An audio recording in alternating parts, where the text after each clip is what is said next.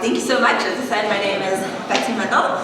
If you just came in, be sure to grab a handout on the stand over here. Last time I did this talk, I had a whiteboard and I illustrated things. I don't have that this time, so you'll want the handout as we talk. But I first also wanted to say I'm not a doctor. I'm not a medical person, so I'm not giving medical advice today. I actually am a music teacher by trade. Currently a stay-at-home mom, wife and mother, love every moment of it. I have a master's in music education. I spent 10 years teaching string orchestra and early childhood music. So lots of time teaching. But my interest in fertility awareness actually began when I was about in my mid-20s and finished graduate school, and that was the first time that I had a lot of friends getting married at that time. I did not get married until a little later in life, but I had a lot of friends getting married, and one of my very good friends at the time had a bachelorette party and went to it.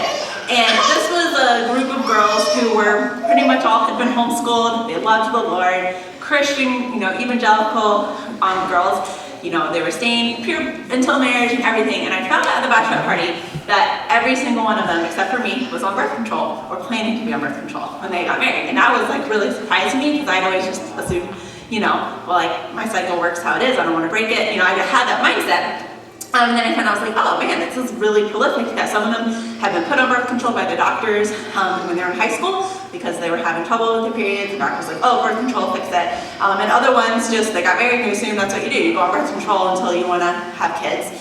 So my really good friend did this. She went on birth control, and then thankfully she only actually was on. So at that time I was like, this doesn't seem smart, but I didn't have that much knowledge about the subject, and so I didn't really say anything. And then about 4 months in, she told me, she was like, I have no emotions.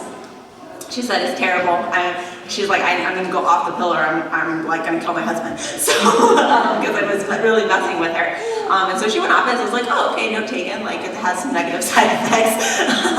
And she was, much happier after she got off. Actually, then, ironically found out, was then told that she probably couldn't have kids, that she hadn't realized. And so they ended up happy ending. They ended up adopting, and then 6 months into that, having a new baby, surprise, got pregnant. She's now about to have her fourth child, actually, so actually she can have kids, unlike what the doctors had told her, which has been a huge blessing.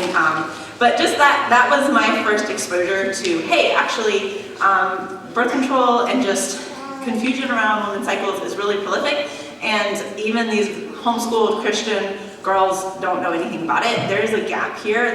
The church, we're not talking about this very much, and there's a lack of understanding. So then when I got really into what is popularly called FAM, or fertility awareness methods, when I actually learned this sort of system and really learned more about fertility was when I was preparing to get married, and I knew that I did not want to be fertile. And so I wanted to learn more about my cycle and just what was going on with things. And so then I read this book, some of you might know, it's called Taking Charge of Your Fertility. This is just one of several methods, okay, but this is a good starting place. And then since then, I have now been charting and practicing, because whatever, FAM for 4 years now. We have, one child and one on the way. So I would say it's been successful for us, but besides just reading the book, getting into it, I ended up just really taking an interest in this, and learning about women's cycle, and learning about fertility, and just what's going on in the body, besides just reading about methods. I also, before college, was homeschooled, so no one told me I had to stop learning after college, and so I didn't, and I've retained a great interest in this subject. And so actually one of the helpful things in my journey of just learning more about this has been the app on my phone that I use to track my cycle. It actually has a community feature. I'm sure more about that later if anyone has questions about it. It has a community feature where people share their charts, and you can comment on them. So I've just kind of been intrigued. So over the last few years, I have snooped on that community feature and just looked at hundreds and hundreds of charts. And you'll be amazing at what more you learn about general fertility when you're studying hundreds and hundreds of women's charts over a number of years. So that's sort of where I come in. It's like I said, I'm not a medical professional. I'm not going to give you medical advice, but I am passionate about this, and I'm going to explain some things and talk about fertility and how our cycles work, and also how you can know if maybe something's not working right, because we do live in a fallen world, and so our body is designed to work a certain way, and then a lot of things can happen that get in the way of it working that way. And it's helpful to know first what's normal, quote, quote, how it should work, how God designed our bodies to work, so that you can know actually if something's not working correctly, and if you need to kind of investigate. So the first thing is, I would just say God made our bodies in an amazing and intricate way. When I first started, I always knew that, reproductive, cycle happens, and it's important. Obviously, it's a big part of especially teenage girl's life when you're first entering that phase of having periods and things like that.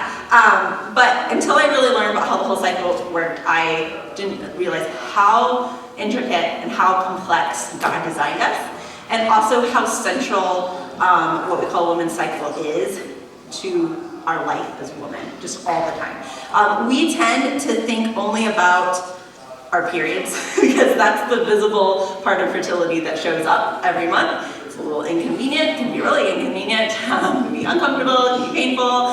There's a lot of stuff that goes on with the curse and periods, right? Post-fall and post-curse. We kind of think of that as, oh, I have my period, and then nothing else is happening until a month later I get my period again. But actually, something is happening every day as a woman. During your childbearing years, which that's kind of from when your first period happens to when your final periods before you enter menopause, happens during that period. Our bodies and our health, our hormones, which also affect emotions, all of this actually kind of revolves around the cycle of fertility that we have. And so it's a really big part of our lives, but most of it happens internally and invisibly. We don't notice it except when we have our period every month.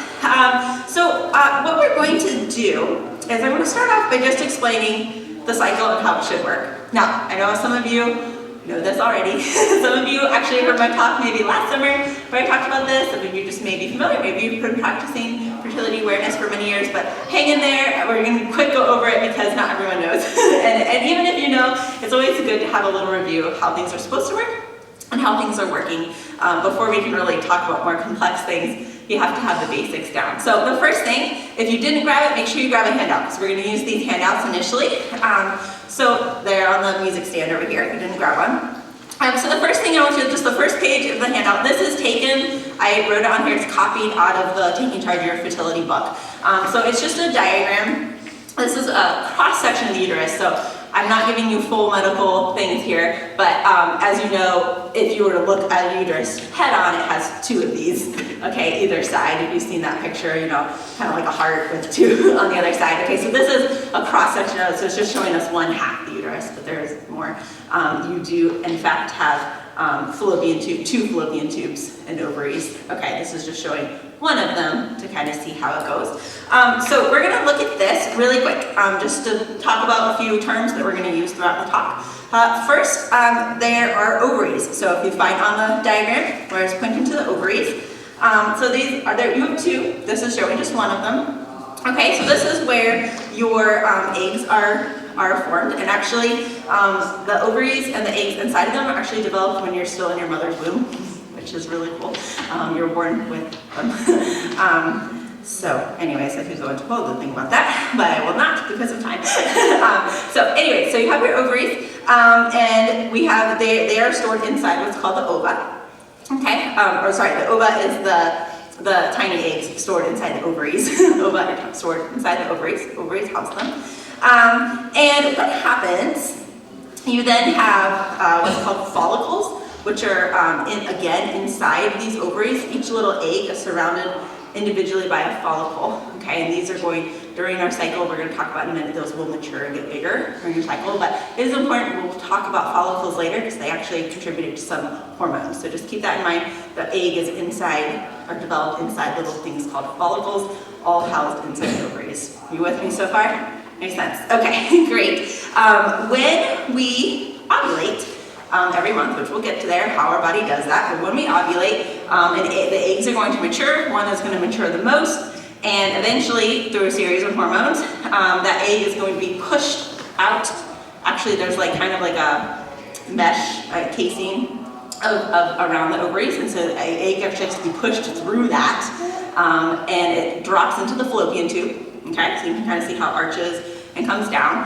So that's called ovulation, is when the egg actually is pushed out into the fallopian tube. That's what we call ovulation. So the egg will then travel down into the fallopian tube. If you notice the tube, but especially down here as you get into the actual uterus part, main part of the uterus here, and you have, it's pointing out, it says endometrium. You can see where it says endometrium, it's pointing to kind of like a lining. If you see there's lining on both sides. This is what, once you've ovulated, the endometrium is kind of like a thick lining, but it thickens then after the egg is ovulated. It continues to thicken. The body builds it up through a series of hormones. And that endometrium thickens in preparation for pregnancy, because then if that egg becomes fertilized, it will implant in the lining of your uterus. And so we need to have like a good healthy thickening of the endometrium so it has somewhere to actually, the egg kind of burrows into it if pregnancy has occurred. And then if pregnancy hasn't occurred, if the egg is not fertilized, then it just kind of shrivels up. It doesn't bury into the lining. The lining has gotten thicker and thicker and thicker, and then it will shed at the end of your cycle, and then that is what we see that comes down through our cervix and out, and we call that our period every month. It's actually the lining that was not needed for pregnancy is shed, and the cycle will begin again. We'll go more into that cycle in just a minute. But those are just some basic kind of biology. This is physically what is happening in your body every cycle, whether you're getting pregnant or not. Just if you're a woman who is menstruating, this is happening in your body every month, hopefully, if it's happening, if it's working as it should. So those are just some details. So now go ahead and flip to the next page. This is my own little diagram. It's like a circle. I did it sideways, so you go and hold it sideways to look at it. This is what last time when I did this talk, I illustrated this on the board while I was talking. I'm hoping actually to have it written out. I'll try to go through it a little bit quicker just because of the time. Let's talk a little bit more specifically about how this cycle actually works. So there are a couple really important hormones in our body that make this whole process of growing the egg and developing it and pushing it out and into the fallopian tubes and pregnancy or not pregnancy happening. There are a bunch of hormones that work together to actually make this possible. It's pretty incredible when you learn about it, about how just intricate it is. It doesn't just always, it wouldn't happen apart from the Lord. It's a really miraculous way He made our bodies. So we think of our cycles, we track it as beginning, we're going to begin at the bottom of the circle here where it says menstruation. We're just going to mark that, okay? So when we have our period, that actually starts a new cycle in our bodies, okay? And it starts what we call the follicular phase, okay? Remember how, and you can look back at the diagram, how I said inside the ovaries, each little tiny egg is surrounded by a follicle, okay? But they're tiny. They're like tiny, tiny, tiny, microscopic, okay? Because you have thousands of them in your body. Okay, so you have lots of these tiny little eggs that are each surrounded by a follicle. And so what needs to happen during the follicular phase is those eggs need to actually, some of them need to actually get bigger. They need to grow. They need to develop. Because they're tiny, obviously we couldn't actually carry around eggs if they were huge in our lives. So we have many of them, they're super tiny. And so this is called the follicular phase because it's where part of our cycles where our follicles are growing. So what happens, there's some really important hormones that kick in during this phase. We have our period, and then a hormone called FSH, which stands for follicle stimulating hormone, okay, starts rising in our bodies. And what this hormone does is it makes those follicles grow and start maturing and start growing the eggs. So a couple, usually 10 to 15 eggs, every cycle will actually start maturing. So it matures quite a few eggs, okay, that are there. So 10 to 15 eggs will start maturing on both sides. We have two sets of ovaries, and they'll be working on both sets of ovaries. This hormone is maturing some eggs on both sides. And then this starts, and then we come over here a few days later into our cycle, okay? I should say, this is different. The length of a cycle can be slightly different for every woman. The average length is 28 days. So this entire circle, you could say the average length will take 28 days. Okay, so roughly 14 days for the first half, roughly 14 days for the second half. That is different. It's okay if your cycle is slightly shorter, slightly longer. We'll talk about that later. It is different for everyone. That's an average. But we'll kind of assume 14 days here, 14 days here, just for the sake of illustrating, okay? So a couple days into our cycle, we've got this follicle stimulating FSH happening. Then estrogen kicks in because the follicles themselves, as they're maturing, they're getting bigger, they actually start producing estrogen. So the follicles that were stimulated by this hormone actually start producing more of this hormone, which is helping everything continue growing, which is kind of cool. So they work together, okay? So estrogen is joining the FSH, and a few days later into our cycle, or a week or two, then the final kind of hormone that joins the party is called the luteinizing hormone, or LH. And this is a hormone that's, remember how I said the egg has to like get pushed through this like mesh to actually get pushed into the fallopian tube? So the luteinizing hormone is a really powerful hormone that joins like just a couple days before ovulation happens, and it's gonna give the egg that kind of final push to get out, to get out of the ovaries. So it's a really important hormone as well. So it kind of joins the party. What's generally happening with all of these hormones and these follicles, 10 to 15 eggs are maturing, and it's kind of a race. It's a race to see which egg can get bigger and the best to actually get to ovulate.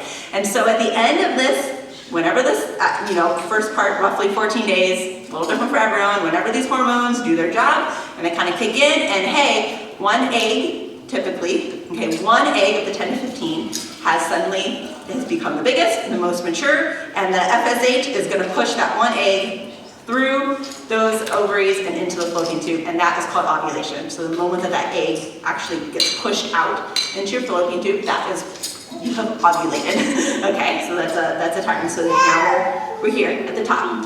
Once ovulation has happened, so typically one egg, right? One egg gets matured on either side, whichever one wins, that egg gets pushed out, okay? Occasionally, a second egg might also be matured and pushed out. That happens within a 24-hour time period of the first egg. Sometimes there's a hormone we're going to talk about in a minute that kicks in after ovulation that shuts down all the other eggs, and stops them from growing and makes them small again.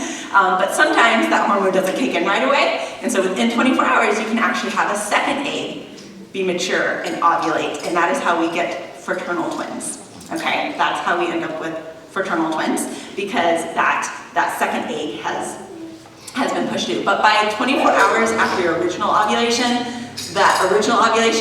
the hormone that comes next is going to be powerful that no other eggs are probably. Extremely rare to have more than 2 eggs within 24 hours. The exception is where you hear about 3 and 4 and 5 and all these. That's typically because someone's on fertility treatments, and fertility treatments kind of make all of these hormones stronger typically, and they're working to develop more eggs, and they often have something called a trigger shot that makes that luteinizing hormone even stronger, that will push more eggs out. So that's why if you're taking fertility treatments, it's more common to end up with multiples or even more than 2, because it's kind of adding to the stimulation of the ovaries. Does that make sense? But it can happen just naturally without fertility treatments. Typically only 2. It's very rare to have natural triplets, although it can happen. Okay, very rare. And so typically only 2 eggs would happen, and again, within 24 hours, like nothing else is happening after 24 hours just of that first ovulation. So it happens really close together. So anyway, so ovulation has occurred, all right? These hormones have done their job. We've pushed, we'll say for now 1, because it typically is 1. Well, 1 egg has ovulated, has won the race, has made it through into the fallopian tubes, and then what happens? Remember that follicle that was housing the egg before it got pushed into the fallopian tubes? That follicle is still inside the ovary, and it's now empty. So it starts to die. Okay, it's kind of interesting. It starts to die, but what it does, while that follicle is dying, it's no longer needed, its job is done, it's produced the egg, is it produces something called progesterone. You've probably heard of this hormone, it's very important. So as the follicle is dying, it's actually, the act of dying is actually putting out progesterone, which then progesterone does really, really important things during what we call our luteal phase. So notice that ovulation happened, then we have the luteal phase. That's the second half of your cycle, and progesterone does really important things. It's a super cool hormone. And it's the primary, there are other hormones, I didn't put them on here, other hormones, of course our bodies, like we have a lot of hormones all the time in our bodies, so it's not the only hormone at this moment, but it is the most important and the one that's doing the most work during the second half of our cycle, progesterone. So, a couple really cool things that progesterone does. First, It prevents all the other eggs from being released. Like I said, with the exception of maybe one that gets through, okay? It prevents all the other eggs from being released, which is really good because you don't want to end up with 10 or 15 babies in one pregnancy. That would be very dangerous to both babies and mother, and this is why God designed our bodies incredibly, okay? So it shuts down all that production that was going on. It ends the race. It's like, hey, the race has been won, we're done, okay? We're done for the cycle. So that's really cool. Another reason that it's really important that progesterone does this is that actually if pregnancy occurs in the cycle, if you become pregnant in the cycle, your body will continue producing high levels of progesterone throughout your pregnancy. That's really important because you would not want to be able to ovulate 4 months into a pregnancy. You're pregnant with a baby 4 months before, right? Like that would be a major issue. So God designed your bodies perfectly so that when this one egg has come out, progesterone is doing its job and it's shutting everything down. No more eggs are being produced until either the cycle ends if you're not pregnant or pregnancy occurs and the baby's born, okay? So it's really important. Also, it does another really important thing. Remember, you can look at the very first page, if you'd like, when we talked about that the uterine lining, the endometrium, which is called, like, it lines the whole uterus, inside the uterus, and that's what thickens. Progesterone is the hormone that makes it thicken. So he says it's really important to get that lining thickened so that if pregnancy does occur, the baby can implant into that lining and it has a soft place to kind of bury into. The fertilized egg can implant. So progesterone is thickening. So the progesterone is the hormone that is causing this lining to thicken in your body. So it's really, really important.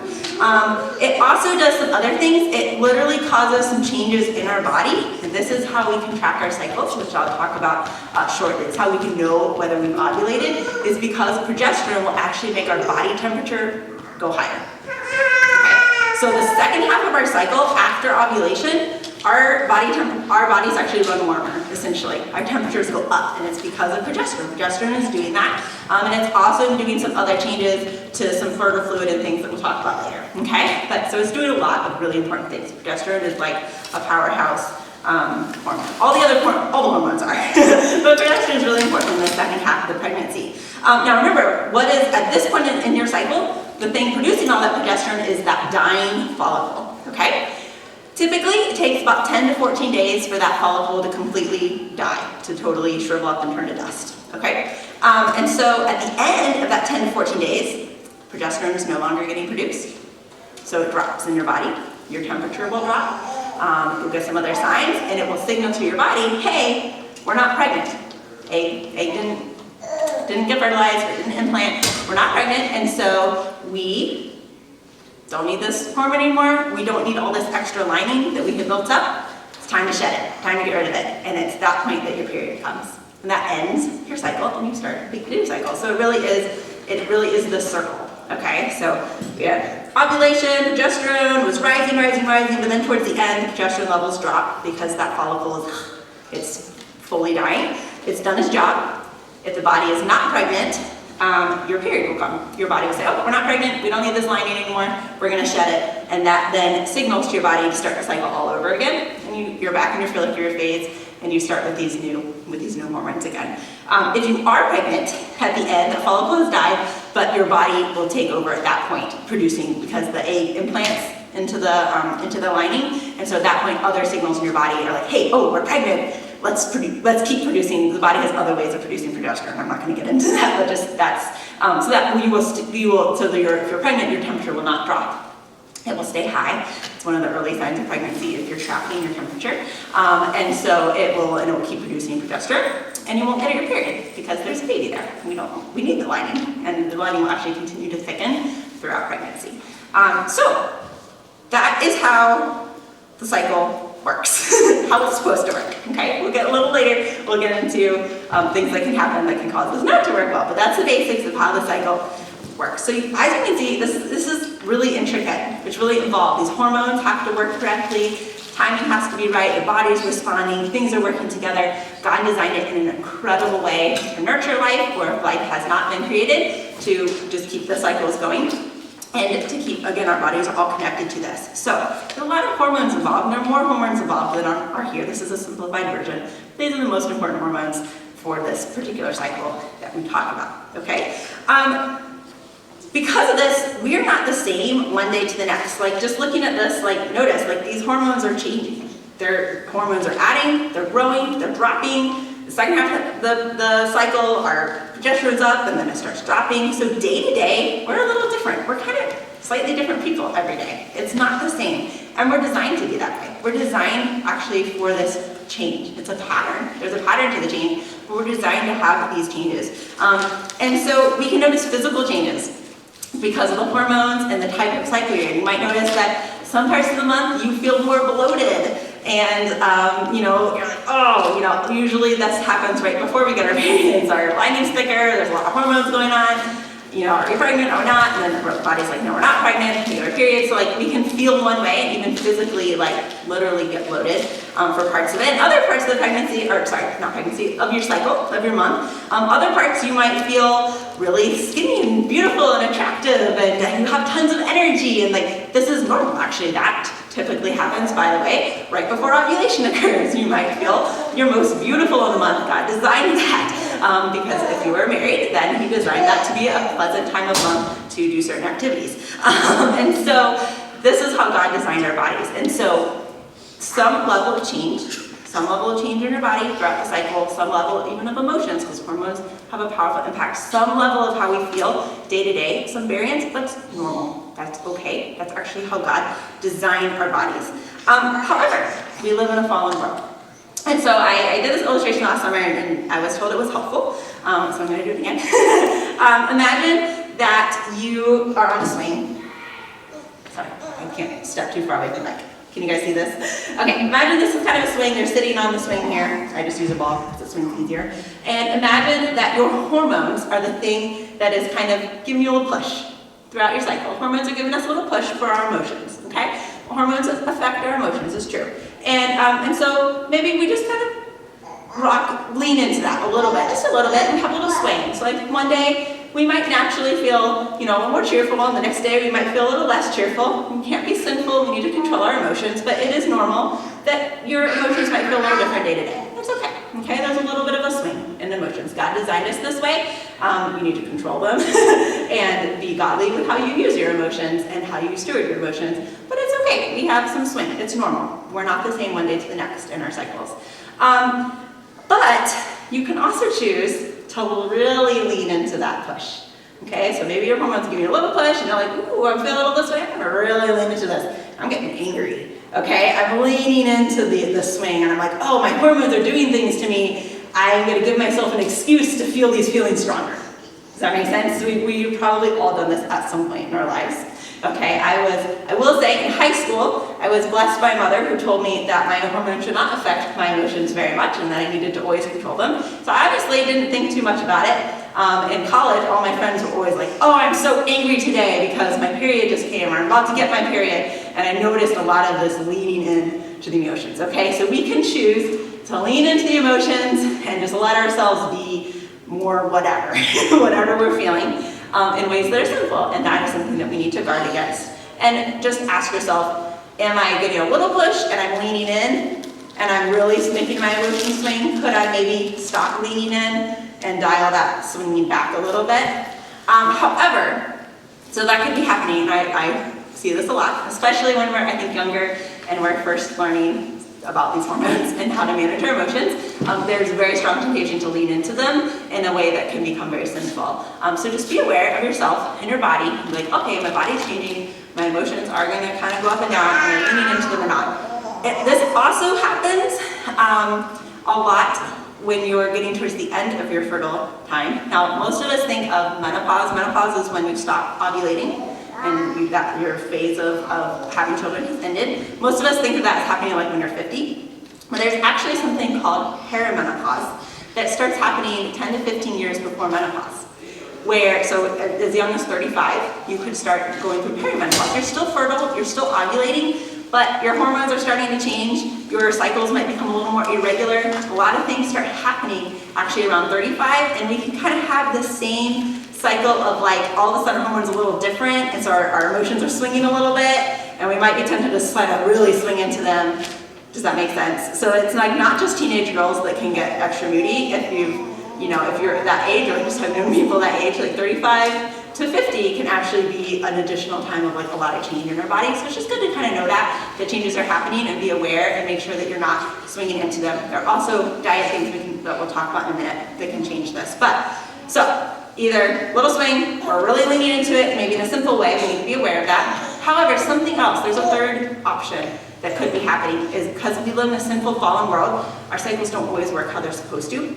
It could be that your hormones are literally smacking you. Okay, you're not trying to lean into the emotions.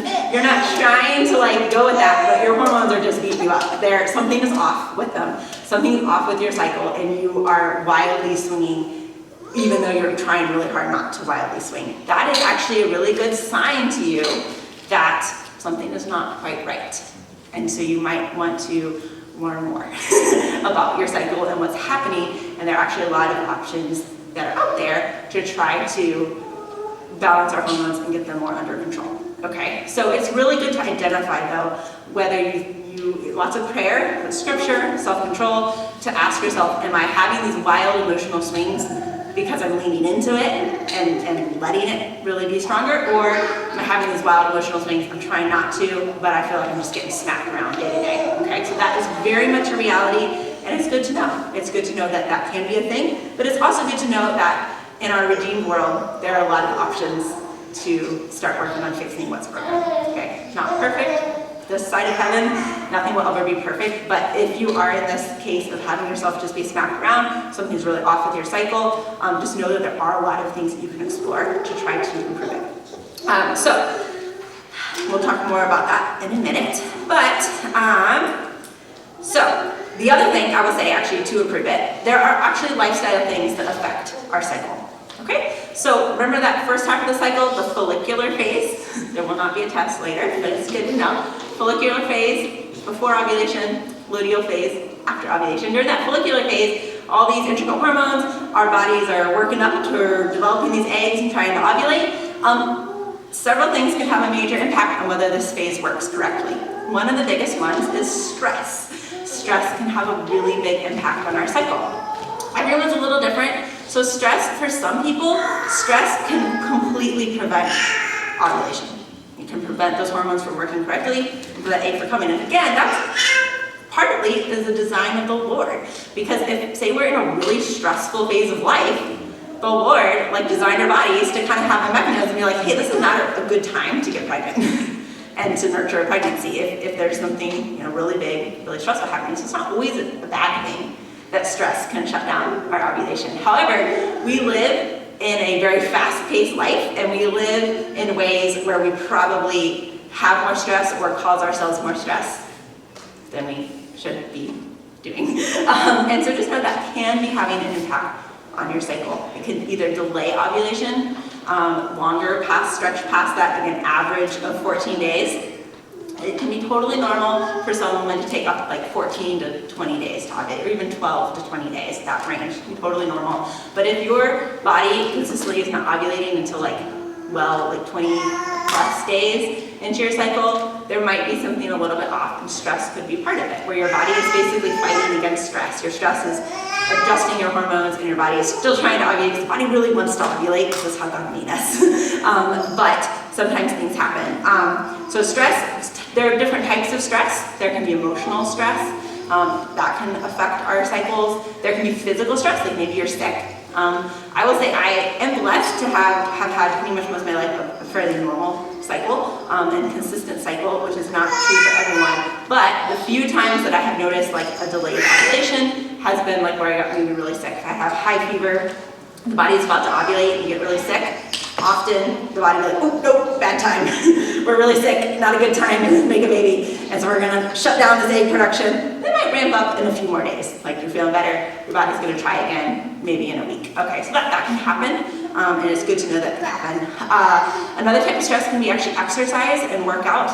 So competitive athletes often don't have cycles. They don't have periods. They don't ovulate, and it's because their bodies are under so much physical stress from training that they won't. In fact, in many sports, you're told, like gymnastics is one of them especially, that like if you're training correctly, you shouldn't have your period. because you're putting your body under a lot of stress. And so you shouldn't be having that. Runners, if people that like run marathons, when they run marathons, they're like really intensely training, often their body just shuts down because it's a physical stress, maybe not emotional stress, it's a physical stressor on the body. So it's kind of good to know that can, again, every woman's different. Some women's bodies are much more persistent in ovulating no matter what. Some people just traveling. I know a lot of people who their ovulation will get delayed just by getting on a plane and going to a different time zone is enough of a stressor to delay ovulation. I'm not one of those, and I always have to carry things with me when I go on trips because nothing's going to change that for me. But for some people, they can get really impacted just by travel. So everyone's different with this level, but it is kind of good to know, especially if you are in the phase of life you're trying to get pregnant. Then it can be helpful to know that if you're not regularly ovulating, there could be a stress factor. So stress is a really big one. Another factor that can impact our body's ability to ovulate is our diet. It really strongly can impact what our hormones. Our diet, foods, the types of food we're eating, how much we're eating or how little we're eating. Some people, to try and get pregnant, especially if you struggle with body image over the years and maybe gone through periods of not eating enough or eating too much, like that can really affect it. So I know several women who had to just learn to eat more because they just weren't getting they had gotten so used to like kind of starving themselves to try to be skinny that their body wasn't getting the nutrients it needs to nurture a child. And so they had to learn to actually eat better and to eat more food in order to get pregnant. So it's just good to know that like these things can affect it. Something else that can affect and strongly affect, especially in this day and age, is actually like environment, chemicals around us, plastics, different things. I'm not going to get too much into that, but again, everyone's different. Some people are really sensitive to these factors. Other people are fine. It doesn't really affect them. They have no problem getting pregnant. Lots of children. They drink out of plastic water bottles every day. Other women need to actually stop drinking out of plastic water bottles because it's affecting their body so much that it's messing with their cycle, not able to get pregnant. So stress, diet, exercise, and diet, exercise, I would say on both ends, either not enough exercise to get our bodies like healthy enough, or too much exercise, like I mentioned, can shut things down. So stress, diet and exercise, and then the environment that you're in. If you're around perfumes a lot, that can affect things. That actually is a really strong, or just scented things, scented soaps, stuff like that. Again, might not affect you, or it might. So it's just good to know about some of these factors. All of those can affect our hormones and how our cycles work. So those are external factors. And so if you are having trouble with your cycle, whether you're married or not, whether you're trying to get pregnant or not, if you're just noticing that something's off with your cycle, can basically tell you whether your body is healthy or not. If your body is really healthy and working how it should, like your cycle will show that by working how it should work. If the cycle is not working well, there could be it's actually like a warning sign. It's telling you, hey, something's wrong with your body. It could be environmental factors, diet, lifestyle, or there could be something like actually broken. Again, we live in a fallen world. There could be actually something, you're doing all the right things, something's still kind of broken. This can be common. There are two things like kind of complications, and this is good for anyone to know. The most common things that affect our cycle would be something called endometriosis, which is kind of a buildup of scar tissue in your uterus.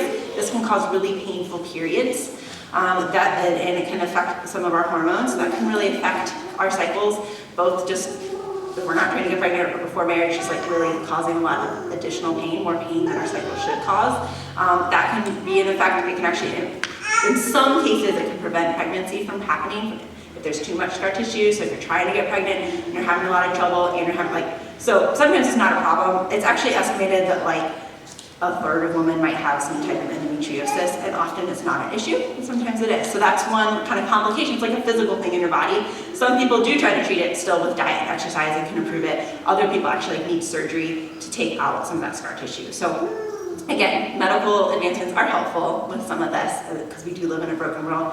Everything can't be fixed by changing your diet, but many things can. So just kind of keep that in mind. The other second really common thing is called PCOS. This is called polycystic ovarian syndrome. This is probably the most common diagnosis that teenage girls are given and are put on a pill for. Okay, PCOS, basically there's a lot of, I won't go into it, but just basically involves cysts in the ovaries. It can be painful, or you might not have any symptoms. It can cause really irregular cycles. So if you're someone who has, like, say sometimes you go like 40 or more days between your period, but then maybe another time you're like 20 days between your period, stuff that could be a sign of PCOS. Now, it can be normal when you're first a teenager and you're first getting your period. It can be normal that you have these varying lengths, okay, but a couple years in, you should be having a regular cycle. And so if you're still having very big shifts and changes in how long your cycle is, it's possible that something like PCOS is going on. There's a lot involved. That part of it is insulin resistance, which can cause more acne, it can cause weight gain, things like that. So sometimes, often actually diet and changes and exercise can help fix PCOS. But not always. And so one of the things that PCOS actually is, there's too much testosterone in your body, which we didn't talk about that on our diagram, but this is another hormone that does work. And so if you have PCOS, you have too much testosterone, which is why you might get facial hair, acne, things like that. And so anyways, the pill, we're going to talk about the pill for a minute. Doctors will prescribe this often for PCOS because it kind of the pill breaks things, basically. So our bodies are made to work a certain way, and the pill comes in and it interrupts and changes the hormones, and it breaks our cycle, essentially. It makes our body not work how it's supposed to work. Sometimes they do that for PCOS because they want it to break the hormone that's going crazy. Does that make sense? It's like they're intentionally like, okay, if you take this pill, it's going to break this hormone. It's not working correctly. Instead of trying to fix that hormone, they're like, let's just break it, and then you don't have problems. Okay, but actually that's not good because it didn't actually fix the problem. It covered it up. So maybe you go on the pill, now you're not having cycles, you're not having painful periods anymore because the pill broke it. It broke the system. And so it will appear to work. But then what can often happen is these women who've been on the pill for many, many years, then they get married and they want to have children, and they go off of it, and they find out, hey, guess what? The cycle, the issue that was causing the hormones to be wrong in the first place, it still hasn't been addressed. And so now we can't get pregnant because our bodies, and now we have additional problems from being on the pill for so long because our bodies aren't meant to not ovulate, to not menstruate for long periods of time. Our bodies are designed to be able to handle certain periods of time, like during pregnancy and during breastfeeding. Our bodies naturally, by God's design, do not ovulate. So there are periods of time where our bodies are able to handle certain periods of time not ovulating. But the pill breaks things intentionally, and the longer you're on it, the more complications you can have. It also, hormones affect tons of things to bone density. So actually there are studies that show women, the longer you're on hormonal, birth control, the longer you're on the pill, the more likely you are to have things like osteoporosis and issues with arthritis and bone issues later in life because literally your body needed that cycle every month for most of your childbearing years, and when you break it and you don't get it, there are long-term impacts on your body. And this will change based on how long you're on the pill. So if you've taken the pill or birth control, don't despair. There are a lot of ways to, when you go off of it, there are ways to be really proactive in trying to get your cycle back to normal. Some women go off of the pill and start ovulating again right away. Other women, it might take up to a year. It's pretty common to take up to a year to actually get a normal cycle again. So this is another misconception. People go off the pill and they want to get pregnant. They think it's going to happen right away. Their body might not even ovulate for a year or more. Depending on the longer you're on the pill, typically the longer it takes your body to relearn how to do this cycle because you broke something for a long time. And so it's just good to know. The other thing about hormonal birth control is there are different types of birth control, hormonal birth controls.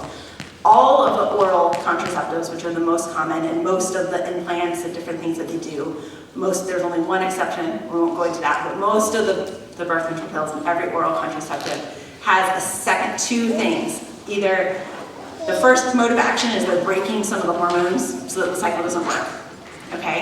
But sometimes that doesn't work because the body really wants to ovulate. So all of the contraceptives have a second effect, and that is to lower progesterone and to thin, they actually actively thin the uterine lining. So remember that in your uterus, we have this lining that gets built up every cycle so that a baby can implant in it. So all of these birth control options, they're designed to prevent conception from happening in the first place, because because they're designed to break the ovulation cycle.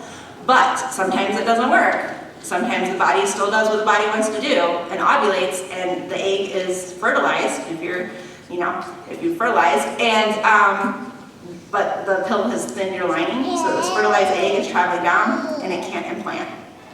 So it prevents pregnancy in that way. Or what can also happen is the egg can start trying to implant. Sometimes you can even get a positive pregnancy test because the egg started trying to implant, but the lining is just too thin, and so it still ends up getting shed.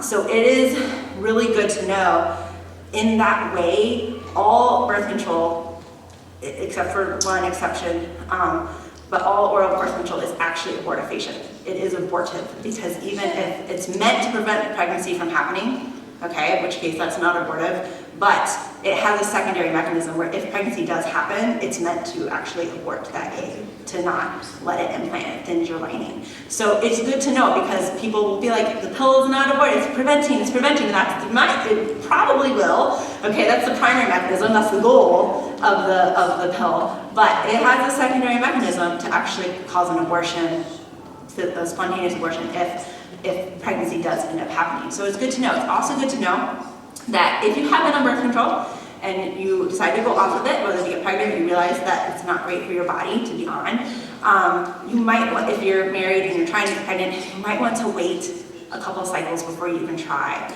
to get pregnant. You might actually want to actively try to prevent getting pregnant for a few cycles after going off the pill to give your lining time to thicken up again. It's pretty common, and again, there are statistics and studies that have shown, unfortunately, that coming right off the pill and getting pregnant right away leads to a higher risk of miscarriage. So it's just something that is not talked about very much, but I wanted to bring it up. It's not a fun topic, but it's important to know. So again, all of these homeschool Christian friends of mine were on birth control. They didn't know. They didn't know a lot of this stuff, and so you might be in that same camp.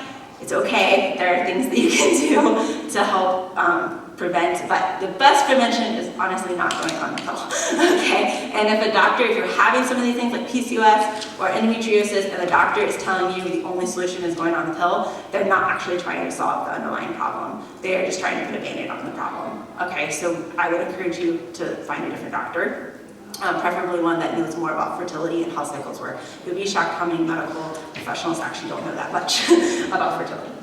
So that is, I'm going to stop there. We're going to keep going. I have more to talk about, okay? But that is kind of how our cycle works, okay? And how we can break it and a little bit of how it can be messed up. So hopefully that's helpful. You might be wondering now, how do we know where we are in our cycle? Because the only outward sign that we can see is that menstruation, right? That's when we get our period. So we know something's happening then. There's a really cool way. Remember how I said progesterone actually raises your temperature after ovulation? So temperature, what we call basal body temperature, which is your resting body temperature, which is typically something we want to take when you first wake up before you get out of bed. What is your body temperature when you've been resting and sleeping and not doing anything? Because activity raises our temperature too, right? When we're running around, we get hot, so that would not be a good time to take your temperature. Okay, so basal body temperature is your resting body temperature. If you take this every morning of your cycle, and you will be able to see the first half of your cycle, your temps will go up and down a little bit, and then after ovulation has occurred, not before, not right when ovulation has occurred, but somewhere between a day to several days after ovulation has occurred, that progesterone is rising, and your body temperature is going to jump up significantly. So actually, if you would look at the next page of your handout, this is 2 charts. This is an example of what we call charting to track your cycle. There are 2 examples. If you look at the top one, these blue dots are the temperature. If you look over on the far right of the chart, you'll see like 97, 98. Now you'll notice these are all very small changes in temperature, but when you track them, you can see a change. So the first half, you can see where menstruation happened. That's that little red at the beginning of the chart, okay? Where the period was happening, you can see these dots are going up and down. So there's some variance in temperature every morning. This is the waking basal body temperature. Every morning there's some variance, so we're looking at the blue dots. And then it kind of jumps up, and then there's a big jump up. And there's actually a line here in the middle to help you see the difference between lower temps and then higher temps. Do you guys see that in the chart? So when that jump up happened, that meant that ovulation had occurred. We can confirm it because the temperature changed and it stayed high. And it's still going up and down. There's variance, again, in our bodies every day. That's normal, but it's generally higher, okay, in that second half. And then, at the very end, the last temperature you see, it really starts dropping again. And then the chart ends because the period started and the next chart started. Does that make sense? So that's temperature. So that's one of what we call our fertility signs that we can track every day. You're taking your temperature every day. You can track, actually, this change. Now, how do we know when ovulation is about to happen? So the temperature can tell us when ovulation has happened. Typically, there are several different methods. I'm not going into all the methods, but pretty much the rule of thumb in all of the methods to track your fertility signs is that if you have 3 temperatures that are significantly higher than the previous set of temperatures, that means ovulation has occurred. You can confirm that you have ovulated and that you're in the second half of your cycle, the luteal phase. So lower temperatures in the first half, higher temperatures in the second half. So temperatures help us confirm that ovulation has happened. It can't tell us when it's about to happen. Yes, I'll take questions about that later if anyone wants to know. But it doesn't tell us when it's about to happen. So how do we know when we're about to happen? How do we know if our body's doing the right thing in the first half of the cycle? There's a second fertility sign that's called cervical fluid or cervical mucus. So CM or CF is often how we abbreviate it in this fertility world. And this is discharge that you will notice throughout your cycle. So we all know about our periods, that's obvious, okay? But you might have noticed and never quite known what it was. The rest of your cycle, at different times of your cycle, you'll have different types of like discharge that you might find when you're wiping after you've used the restroom, you notice in your underwear. Sometimes it's like clear, sometimes it's like almost watery, like you feel like you like peed yourself but you haven't, okay, that can happen. So there's these different types, or sometimes like really stretchy, it looks like egg white in your underwear, okay, or on your toilet paper, and there's this like stretchy cervical, and it can be really gross. It can kind of look like snot. Okay, sometimes it looks like we blew our nose in our underwear, okay, and that's actually a normal part of your body, okay, it's a normal part of your cycle and it's a good thing, and what happens is there's different like types of this, and as you're nearing ovulation, your body goes through like producing the hormones that are happening are producing different types of this, what we call cervical mucus or cervical fluid. It's a good thing. It will start off typically like almost glue-like, kind of sticky, that you'll notice maybe a few days after your period ends, you'll notice you start having the sticky stuff, and then it gets more watery. Basically more water joins it, and so that sticky stuff turns into like stretchier egg white stuff. That actually means you're really fertile, and it means that ovulation is about to occur because all those hormones trying to make ovulation happen are what produces that like sticky, stretchy stuff. And then the most fertile fluid actually is water. So if you ever feel that like gush, where you feel like a gush has happened, that's called watery. Not everyone has this, and often, as you get older, you might not have as much of this most fertile fluid, but watery is actually considered the most fertile.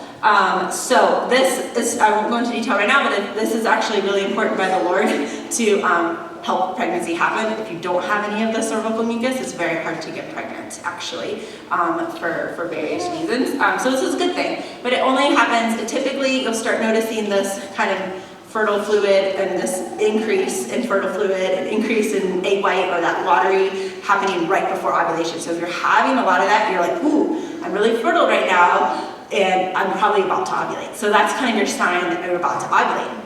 Then what happens is after ovulation, you can kind of see this on the chart. You can see that it goes through sticky, creamy, egg white, watery on the chart. Do you see those colors? Does that make sense? It's kind of showing that. Notice after the temperature jumps up, so after ovulation has happened, notice that fluid starts drying up and going back down the glue, and then it like disappears. Okay, so this is another secondary sign to help us know when ovulation is about to happen, and then that it already has happened. So there's a third way to track fertility naturally, and that's through checking your cervix. Not all methods use this. I won't go into that right now, but if you are interested in like learning a specific method of how to track your cycle, the one I use that I recommend is taking charge of your fertility. There are other methods. There are methods called like Sensiplan, couple-to-couple league, like there are other methods out there. They all use variations of these fertility signs we just talked about, the temperature, the cervical mucus, or some methods only use temperature. That can be a little unreliable. to rely on because it can work for some things, but remember, temperature will only tell you that you've ovulated. It's not going to tell you when you're about to. So it can be great if you're just trying to avoid pregnancy and you just need to know when you've already ovulated. I should say here, just for this part, that once you've ovulated, you can't get pregnant within a day or two after you've ovulated. In fact, even if like you have done the deed like the day after you ovulated, it's not gonna, the egg's gonna be gone before things can meet. Okay, so that is actually why. So if you're trying to avoid pregnancy, you're usually tracking your cycle to see like, oh, when are my fertile days? You can also only get pregnant for so sperm can live in your uterus for up to 5 days. So that means you can actually like, basically there's a window of like 6 days in your whole monthly cycle where you could actually get pregnant from having relations with your husband. Okay, so outside of those 6 days in your cycle, in have relations, you're not going to get pregnant. But we don't really know when those days are unless you're tracking to see once you have fertile fluid and it's starting to increase, and you're like, oh, I'm about to ovulate, so that's the time when you could be getting pregnant. Once you've ovulated, you're not going to get pregnant. The egg is already out and it's already shriveling up within a day or two if it's not fertilized. So then the whole second half of your cycle, you're not going to be able to get pregnant. Does that make sense? So there's different things. So like if you're trying to avoid pregnancy, you're going to want to track really closely when you start getting fertile signs, and you're going to want to know really clearly when you've ovulated. When you're trying to get pregnant, you also want to know these things because you want to know when the best time is to do certain activities to kind of optimize your chance to get pregnant. And so you might want to track slightly different things. It's not going to matter as much to you when your temperature shifts, except you generally want to know because then you can start your count for when you can take a pregnancy test to see if you're pregnant, that kind of thing. And you want to know if you've actually ovulated. Once you've ovulated, you're like, okay, the pressure's off. You know, we're just going to wait and see now if the egg can be fertilized. So that is sort of the natural ways our bodies, how we can track our cycle and know what's going on. If you're not avoiding pregnancy or trying to get pregnant, but you just, like I said, maybe something's going off in your cycle, I actually encourage young people, like even teenagers, especially if they're having trouble with their cycle, having really painful periods or really irregular cycle of things, to start tracking these signs to know if they're even ovulating or when they're ovulating. It's really helpful to know this information about your body to see, do I need to make changes to my diet or exercise or other things to be able to like kind of fix this? And that will really actually benefit you, especially if you are having difficulty with your cycles. It'll benefit you to kind of figure that out before you get married and want to have children, because you can prevent a lot of complications that happen later on. I will recommend one more book that I highly recommend if you are trying to get pregnant, or if you're just, whether you're not trying to get pregnant, even if you're just having trouble with your cycle and you want to try to understand like what's happening, maybe you're having trouble getting pregnant, or just, like I said, teenagers, something's off with your cycle. This book is called Real Food for Fertility. It's really helpful, and she actually goes into a lot of studies, both of like what foods are best to eat, but she also has chapters on things like endometriosis, PCOS. She has a whole chapter. This is not a Christian book, I will add. She's not a Christian, so filter some things that aren't Christians, but she has a whole chapter on how terrible birth control is. So like because she's digging into the research, she's a medical person that wrote this, and so she knows that it really breaks things. So this is a really helpful book if you're trying to figure out what's going on with your cycle. So Taking Charge of Your Fertility for learning how to track.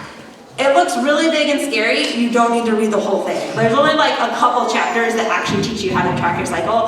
The rest of the book is like troubleshooting your cycle, trying to get pregnant, tracking while breastfeeding. Like, does that make sense? There's like a lot of information in that book that you don't need to read all at once. Okay, so don't be intimidated by that. The same thing actually is true for this book. Like, there's chapters dedicated to PCOS, endometriosis, that kind of thing that you wouldn't have to read if you don't struggle with those things.